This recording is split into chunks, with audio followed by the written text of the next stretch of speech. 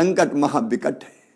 मैंने पहले भी चेताने की कोशिश की थी, सड़कों पे उतर के मैंने मास्क लगाने का प्रयास किया, सुरक्षित दूरी बनाए रखने की अपील की, मैंने अनाउंस करके भी इस संकट के प्रति चेताने की कोशिश की थी, स्वास्थ्य आग्रह करके भी संकट की विकटता की ओर ध्यान आकर्षित करने का प्रयास किया था।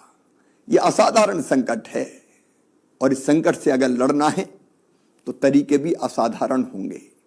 कोरोना से लड़ाई सामान्य लड़ाई नहीं है, यह युद्ध है। और जैसे जब युद्ध होता है तो पूरा देश एक साथ उठ के खड़ा हो जाता है।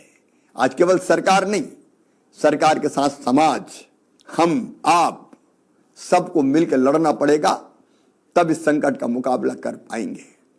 और इसलिए आज मैं आपसे प्रार्थना करने उपस्थित हुआ हूं। मेरे बहनों और भाइयों, इस संकट से निपटने के लिए आज पहली आवश्यकता है हम संक्रमण की चेन को तोड़ डालें। ये चेन ब्रेक करना आज अत्यंत आवश्यक हो गया है, क्योंकि अस्पताल भर रहे हैं, हम व्यवस्था बढ़ाने की कोशिश कर रहे हैं, लेकिन अगर संक्रमित मरीजों की संख्या इसी तरह बढ़ती रही तो हर व्यवस्थाएं छोटी पड़ती चली जाएगी। और इसलिए पहला हमारा संकल्प, हम संक्रमण की बढ़ती रफ्तार को रोकेंगे और इसका उपाय हम घर में रहेंगे, अनावश्यक रूप से घर के बाहर नहीं निकलेंगे। 30 अप्रैल तक गांव में ग्रामवासी तय करें, शहर में मोहल्लेवासी तय करें, कॉलोनी में रहने वाले लोग अपनी कॉलोनी के लिए तय करें, एक बिल्डिंग में रहने वाले, फ्लैट्स में रहने वाले लोग वो बिल्डिंग तय करें कि 30 अप्रैल तक हमारे गांव से, हमारे मोहल्ले से, हमारी कॉलोनी से, हमारी बिल्डिंग से अनावश्यक रूप से कोई भी बाहर नहीं जाएगा। अगर हमें किसी सामान की आवश्यकता है, हम अपने प्रतिनिधि तय कर लें, 5 लोग तय कर लें कि वो जाएंगे, सामान लेके आएंगे और उसकी आपूर्ति आवश्यकता के अनुसार हर परिवार को कर देंगे। अगर हम 30 अप्रैल तक घरों में रुक गए और खुद हमने जनता कर्फ्यू लगा लिया, यह सरकारी कर्फ्यू नहीं होगा, यह लॉकडाउन नहीं होगा, यह हम अपने आप को बचाने के लिए, संक्रमण की रफ्तार को रोकने के लिए हम स्वयं तय करेंगे कि मैं घर में रहूंगा। मैं आपसे प्रार्थना करता हूं, गांव गांव से ये आवाज निकले, शहर के हर मोहल्ले से ये आवाज निकले, हम बिना काम के घर के बाहर नहीं जाएंगे। और घर के बाहर जाना पड़ा बहुत आवश्यक काम से, तो अपने चेहरे पर मास्क होगा, बिना मास्क लगाए कदापि नहीं जाएंगे। मेरे बहनों और भाइयों, मास्क कफन से छोटा है, यह आसानी से लगाया जा सकता है और इसलिए मास्क लगाएं, सुरक्षित दूरी बनाएं, संक्रमण से बचने का हर उपाय अपनाएं। और अगर आपको सर्दी, जुकाम, बुखार, सिरदर्द, दस्त, खांसी जरा सी भी हो रही है तो कृपया करके लापरवाही बिल्कुल मत कीजिए। तत्काल सैंपल दीजिए, टेस्ट करवाइए। सरकारी व्यवस्था में टेस्ट निःशुल्क हो रहे हैं, टेस्ट करवाने में बिल्कुल देर मत कीजिए। और हां, एक बात और याद रखिए, टेस्ट करवाने के बाद अपने आप को अकेले में कर लीजिए, घर में अकेले रहिए, परिवार के लोगों से भी संपर्क मत रखिए, क्योंकि टेस्ट की रिपोर्ट आने तक अगर आप पॉजिटिव है और आप लगातार घूमते रहे तो पता नहीं कितने लोगों को कोरोना और ग्रसित कर लेगा। आपको भी बचना है तो दूसरे को भी तो बचाना है ना हमें, इसलिए अकेले में रहिए, ये मेरी प्रार्थना है। और अकेले में रहेंगे तो परिवार को भी बचा पाएंगे। क्या आप अपने परिवार से प्यार नहीं करते? और हां, जैसी रिपोर्ट आपकी आ जाए और रिपोर्ट पॉजिटिव आती है तो घर में होम आइसोलेट हो जाइए, होम आइसोलेशन में रहिए, मतलब घर में अलग कमरे में रहिए, परिवार के किसी सदस्य के संपर्क में मत आइए। अगर आप उसको प्यार करते हैं तो, और परिवार वाले भी कितना ही प्यार करें, अगर हमारे परिवार से कोई संक्रमित हो गया है तो हम उससे नहीं मिलेंगे, ताकि हम संक्रमण से बचे रहें।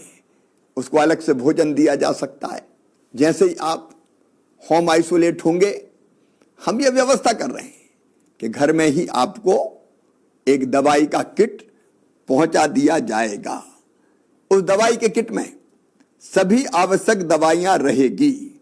होम आइसोलेशन में रहने वाले मरीजों को मेडिकल सलाह देने हेतु ई संजीवनी कॉल सेंटर से जोड़ा जा रहा है।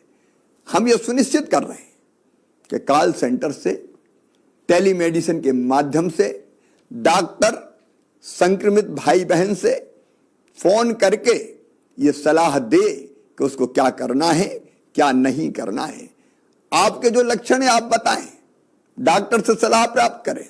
और हां, होम आइसोलेशन में दवाओं का किट आपको निःशुल्क पहुंचाया जाएगा। निःशुल्क पहुंचाया जाएगा। आप डॉक्टर द्वारा बताई हुई सारी सावधानियां रखें। जो दवाएं दी गई है उन दवाओं का सेवन करें। मेरा विश्वास है कि घर पर ही आप पूर्णतः स्वस्थ हो जाएंगे। और हां, यदि घर में रहने के लिए अलग स्थान नहीं है तो भी चिंता मत कीजिए।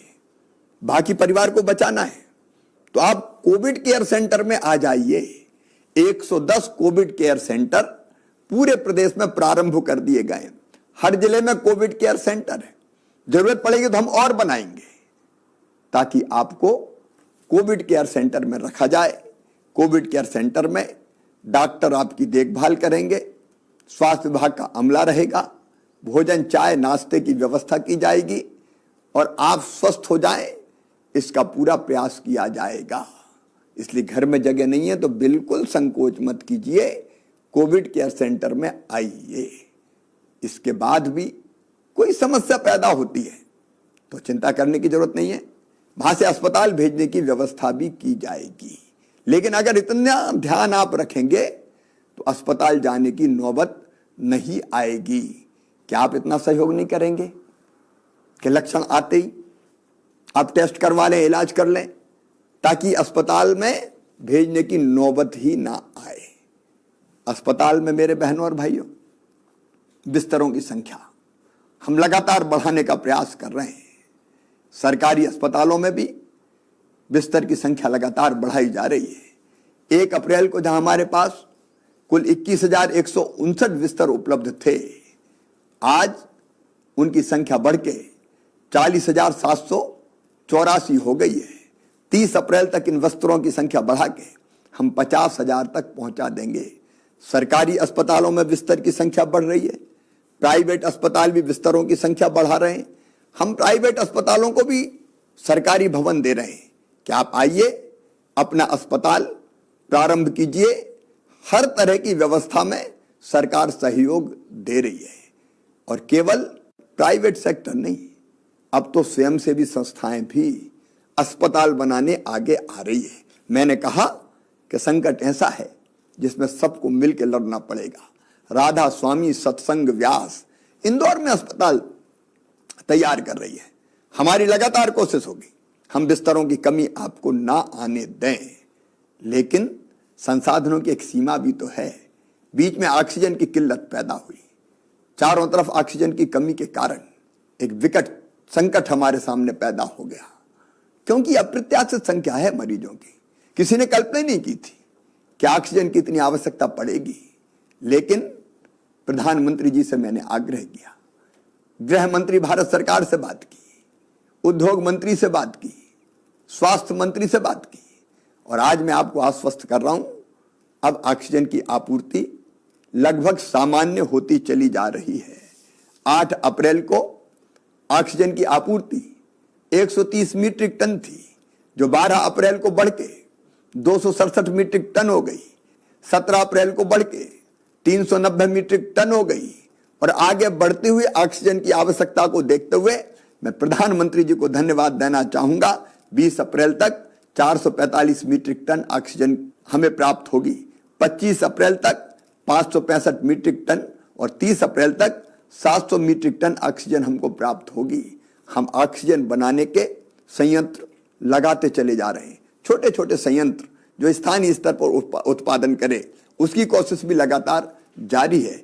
ऑक्सीजन कंसंट्रेटर खरीद के हम एक पेशेंट को अगर सामान्य ऑक्सीजन की जरूरत है तो हम वो भी ऐसे पेशेंट्स को अस्पताल में प्रदान करेंगे ताकि उसकी आवश्यकता पूरी हो जाए। हर संभव प्रयास हम करेंगे।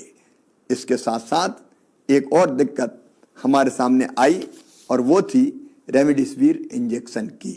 मेरे बहनों और भाइयों, इंजेक्शन की मांग बढ़ती चली गई। मध्य प्रदेश में इंजेक्शन बनता नहीं है, उत्पादित नहीं होता, हमको बाहर से मंगाना पड़ता है। पूरे देश में इंजेक्शन की कमी के कारण चारों तरफ चिंता व्याप्त हो गई। हमने लगातार कोशिश की कि कैसे हम इस इंजेक्शन की आपूर्ति को सुचारू कर पाएं।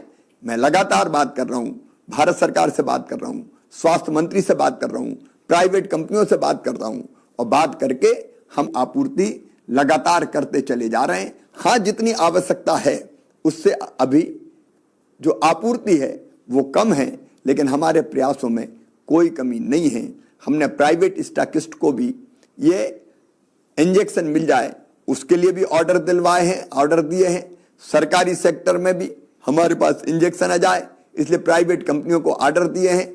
अलग अलग दिन लगातार इंजेक्शन आ रहे हैं।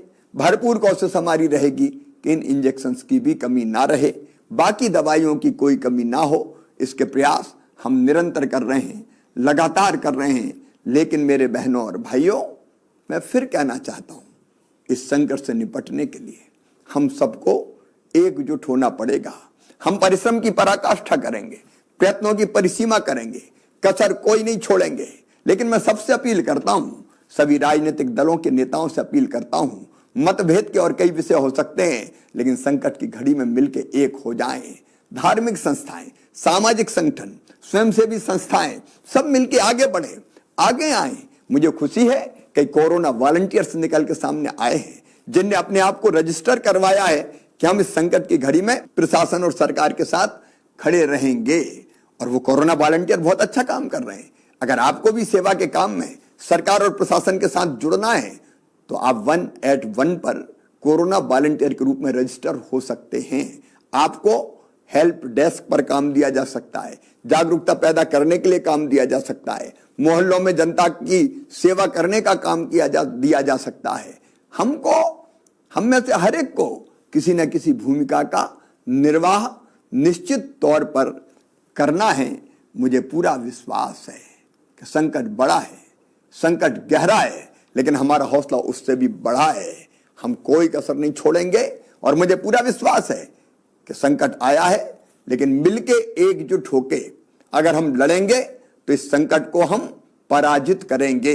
इस संकट के दौरान हमारी कोशिश ये रही है कि गरीब की रोजी रोटी चलती रहे, उसके सामने रोजगार का संकट यथासंभव पैदा ना हो, और अगर वो पैदा भी होगा तो चिंता ना करे, सरकार कोई ना कोई व्यवस्था जरूर करेगी, जिसके बारे में मैं फिर अलग से चर्चा करूंगा। आज मैं फिर एक बार अपने सभी बहनों और भाइयों से प्रार्थना करता हूं कि संकट की घड़ी में हम सब आगे आए, संक्रमण की चैन तोड़ें, खुद जनता कर्फ्यू लगाएं और संक्रमित अगर हो जाते हैं तो तुरंत इलाज शुरू करें ताकि अस्पताल जाने की नौबत ही ना आए। मुझे विश्वास है कि हम सबके प्रयासों से ये रैन अंधेरी बीतेगी, ऊषा जय मुकुट चढ़ाएगी, पतवार चलाते जाएंगे, मंजिल आएगी आएगी। संक्रमण का अंधेरा हम आशा और विश्वास के प्रकाश से दूर करेंगे। मैं मीडिया के मित्रों से भी निवेदन करता हूं, सकारात्मकता का माहौल बनाएं। हम जानते हैं कि जहां एक तरफ संक्रमित भाई और बहन आ रहे हैं, अगर 3-4 दिनों से लगातार 11 से लेकर 12,000 के बीच में पॉजिटिव केसेस सामने आ रहे हैं तो 6-7 हजार रोज स्वस्थ होकर घर भी जा रहे हैं। और इसलिए आशा और विश्वास का सवेरा निश्चित तौर पर आएगा। मैं भगवान से भी प्रार्थना करता हूं, असदोमा सदगमय, तमसोमा ज्योतिर्गमय, मृत्योर्मा अमृतम गमय। हमें असत से सत की ओर, अंधकार से प्रकाश की ओर और मृत्यु से अमृत की ओर ले चलो। मुझे पूरा विश्वास है कोरोना हारेगा, हम जीतेंगे। बहुत बहुत धन्यवाद।